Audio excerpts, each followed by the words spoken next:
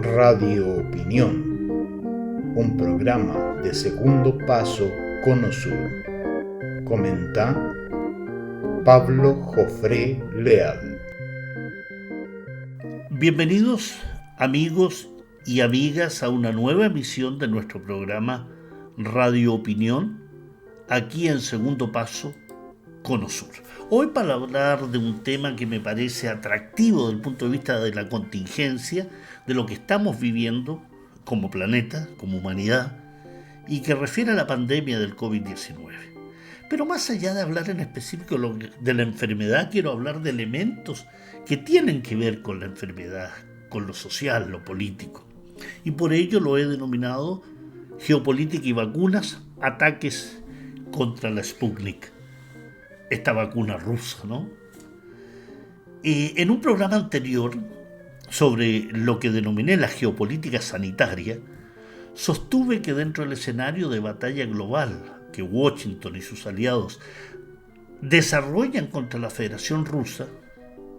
el desprestigio de la industria farmacológica y en especial sobre las cualidades de la vacuna Sputnik V se habían convertido en estandarte de batalla de la política exterior de Estados Unidos, que infundadamente junto a sus aliados tratan de contrarrestar los medicamentos rusos, aunque ello signifique la pérdida de miles de vidas. Hay una campaña de desprestigio desatada.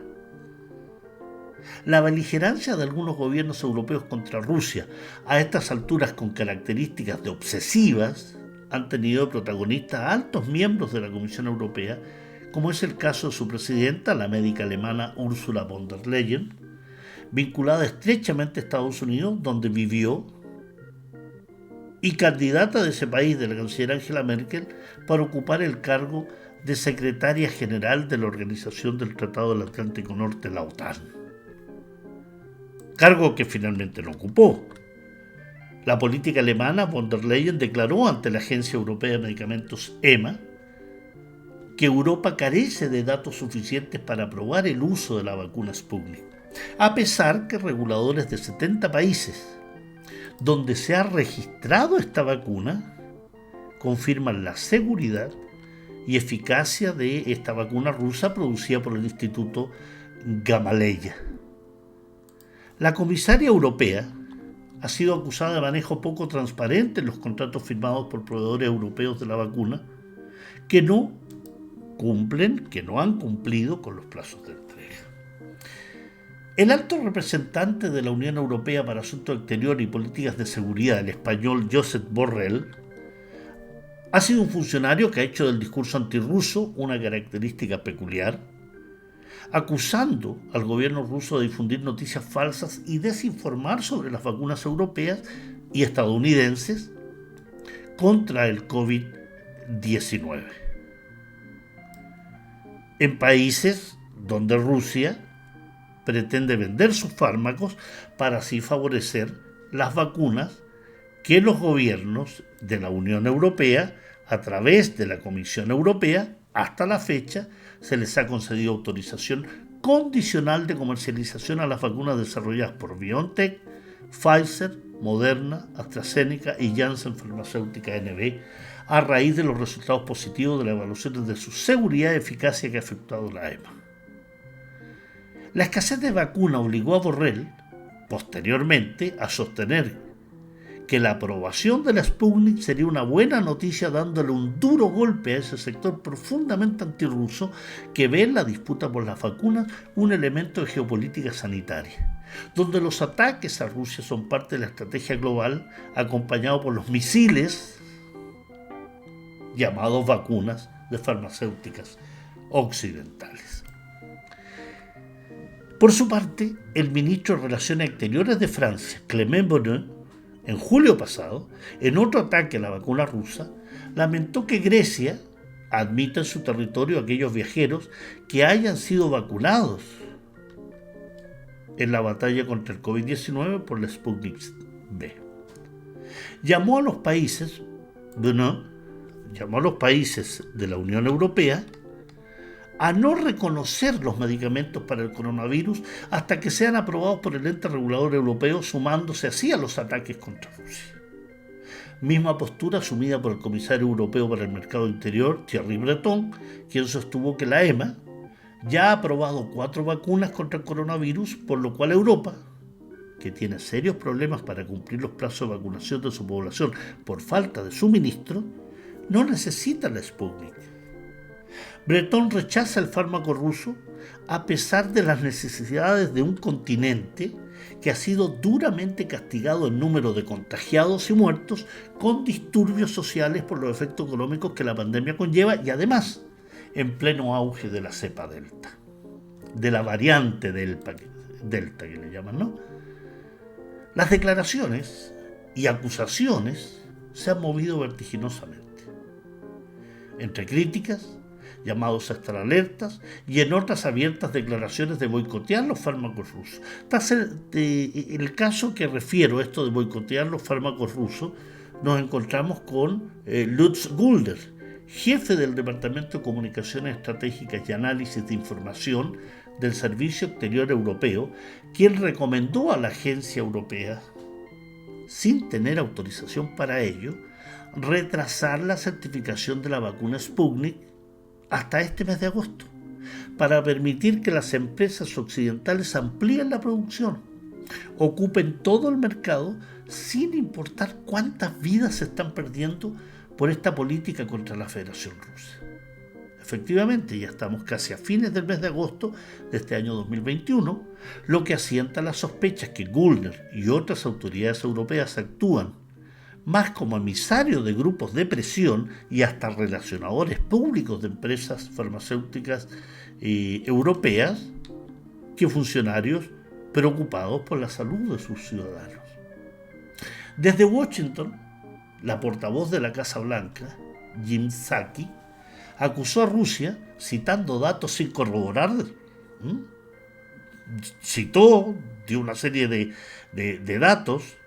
pero sin corroborarlo, sin que dijera exactamente cuál era la fuente original. Los datos, dijo, son del Departamento de Estado, pero el Departamento de Estado no es un ente científico. Entonces, Psaki acusó a Rusia de ennegrecer y descalificar las vacunas occidentales contra el COVID-19 para así promover sus medicamentos. Desde el gobierno ruso se respondió a estas acusaciones afirmando que, a diferencia de las empresas patrocinadas por Washington y sus aliados, que se enriquecen con la producción de vacunas, Moscú está dispuesta a impulsar un trabajo conjunto entre los países para que el acceso a las vacunas sea amplio y democrático. Lo que dicen las autoridades rusas y los fabricantes rusos de vacunas es que, a diferencia de estadounidenses y europeos, están dispuestos a proporcionar el equipo y los materiales de investigación necesarios para iniciar la producción conjunta de Sputnik en todos los países del hemisferio occidental que mostraran interés en ello. Sin duda, esta postura de Moscú difiere de ese pensamiento y acción hegemónica con que suelen moverse las potencias occidentales. Pensemos que en el marco de una pandemia global,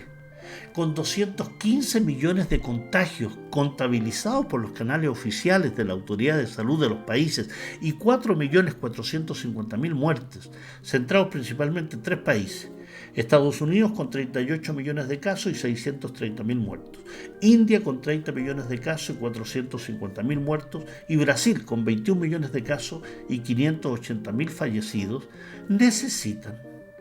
vacunas, necesitan que su población esté inmunizada.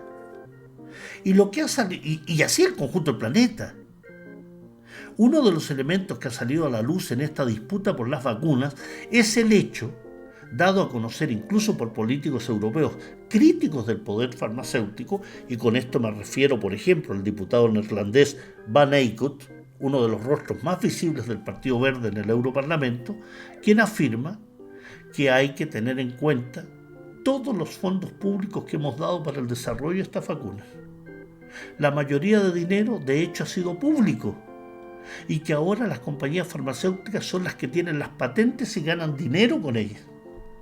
Eso, dice este parlamentario del Partido Verde, simplemente no es correcto, porque solo podemos resolver esta crisis si tenemos vacunas para todo el mundo. Esto significa que queremos liberar las patentes y queremos incrementar la producción sin estar atados por un par de compañías farmacéuticas. Y esa es la mayor batalla política que todavía debemos tener con la Comisión. Se refiere a la Comisión Europea. Estas palabras muestran los enormes intereses que se mueven en torno a las enormes ganancias obtenidas por algunas empresas farmacéuticas que, al amparo de los grupos de presión, optan por sus vacunas para un mercado conformado por 530 millones de habitantes, comprando vacunas superiores en precio a las fabricadas por China y Rusia, pero no en calidad ni eficacia. Existe un secretismo entre los gobiernos europeos y las empresas farmacéuticas que hacen sospechar turbios acuerdos en la entrega de dinero para la investigación, producción y posterior comercialización de las vacunas, lo que implica, igualmente, conductas corruptas. Los propios medios de información europeos, como es el caso de la BBC de Londres, han informado que en respuesta a una petición de información en el Parlamento Europeo a mediados de noviembre del año, estamos hablando del año 2020, la comisaria de Salud, la señora Stella Kyriakides, afirmó que, debido a la naturaleza altamente competitiva de este mercado, la Comisión está legalmente imposibilitada para desvelar la información que contienen estos contratos. Secretismo. Hay acuerdos secretos. A pesar que el dinero para que esas empresas farmacéuticas fabriquen vacunas ha salido de la ciudadanía, de los impuestos. Los gobiernos europeos se quejan por el incumplimiento de los compromisos adquiridos por algunos fabricantes de vacunas, al mismo tiempo que sus sociedades y grupos de opinión levantan sus voces exigiendo mayor transparencia. Esto es un asunto de salud pública vital. Esto sobre todo tras la polémica en la Unión Europea después de que los laboratorios Pfizer y AstraZeneca le comunicaran que no estaban en condiciones de suministrar al bloque de la Unión Europea los suministros que habían solicitado, es decir, la cantidad de dosis iniciales acordadas. Esto ha llevado a la exigencia de las farmacéuticas a que hagan públicas los términos de los contratos y se les haya amenazado con controlar las exportaciones de las vacunas producidas en Europa. La firma de cláusulas de confidencialidad que esconden el mecanismo de fraccionar los contratos para negociar mejor y más altos precios a favor de la industria y no de los ciudadanos, ha levantado voces de alerta e indignación, al igual que el hecho que se estipulen límites a la responsabilidad de los laboratorios en el caso de posibles efectos adversos de los medicamentos. Y se indica que si hay diferencias, no las resolverán los tribunales nacionales, sino unas cortes especiales de arbitraje internacional. Elementos que, a mi entender, hacen indispensable avanzar en caminos de cooperación, como lo ha propuesto el gobierno ruso, dispuesto a proporcionar equipos y materiales de investigación para iniciar la producción conjunta del Sputnik, de este Sputnik V, ¿no? Con mejores precios, más transparencia